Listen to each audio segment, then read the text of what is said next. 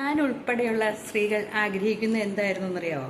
പണ്ട് കാലത്തൊക്കെ ആഗ്രഹിക്കുമായിരുന്നു കുറേ ഫൂസത്തുണ്ടായിരിക്കണം, എങ്ങനെ പോയാലും ജീവിക്കാനുള്ള എന്ത് പണിയെടുത്താണേലും ജീവിക്കാം, വീട്ടിൽ ഭർത്താവിനെയും മക്കളെയും നോക്കി ഇരിക്കണം, അല്ലെങ്കിൽ അമ്മായിച്ചൻ അമ്മായിമ്മ ഉണ്ടെങ്കിൽ അവരെയൊക്കെ നോക്കിയിരിക്കണം, സ്നേഹത്തോടെ ഇങ്ങനെ കഴിയണം എന്ന് അവർ പറയണതെല്ലാം അനുസരിക്കണം, ഭർത്താവിൻ്റെ വീട്ടുകാർ പറയണത് അനുസരിക്കണം. ഇതൊക്കെയായിരുന്നു നമ്മൾ വളർന്നപ്പോഴും വളർന്ന് വലുതായപ്പോഴും ഒക്കെ മനസ്സിലാക്കിയത്.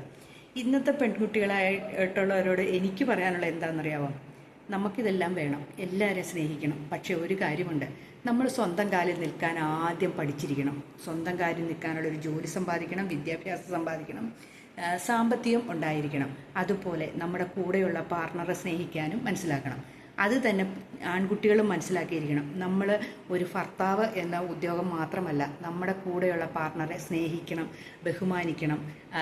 നമ്മൾ ഒരു കൂട്ടായിട്ട് കണ്ട് മുന്നോട്ട് പോകാൻ ശ്രമിച്ചാൽ ഉണ്ടല്ലോ, പല പ്രശ്നങ്ങൾക്കും പരിഹാരമാകും. അത് അല്ലാതെ വീടോ വാഹനമോ അല്ലെങ്കിൽ സമ്പത്തോ ഒന്നുമല്ല ഇന്നത്തെ കാലത്ത് വിവാഹ ജീവിതത്തിൽ ആവശ്യമുള്ളത്.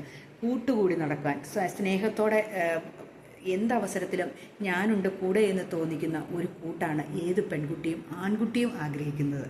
അത് അല്ലാതെ അവരുടെ വരുതിയിൽ നിൽക്കാനും അടിച്ച് താഴ്ത്തിയിരുത്താനും ബഹുമാനമില്ലാതെ പെരുമാറാനും എന്ത് വാക്കുകൾ പറഞ്ഞാലും കേൾക്കാനും എന്ത് ദേഹോപദ്രവിച്ചാലും അനുഭവിക്കാനും ഉള്ളതല്ല കുടുംബജീവിതം.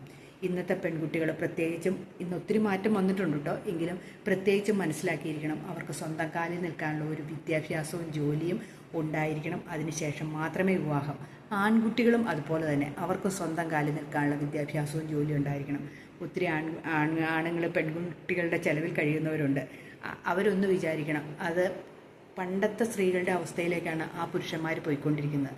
അപ്പം രണ്ട് കൂട്ടരും കൂടെ സന്തോഷത്തോടു കൂടി എടുക്കുന്ന തീരുമാനങ്ങളായിരിക്കണം എന്ത് തീരുമാനം എടുത്താലും. അതിൽ ഒരാളെ കുറ്റപ്പെടുത്താനോ ഒരാളെ തള്ളിപ്പളയാനോ ഇടവരുത്താതെ ഇരിക്കുന്നതായിരിക്കും ഏറ്റവും നല്ലത്.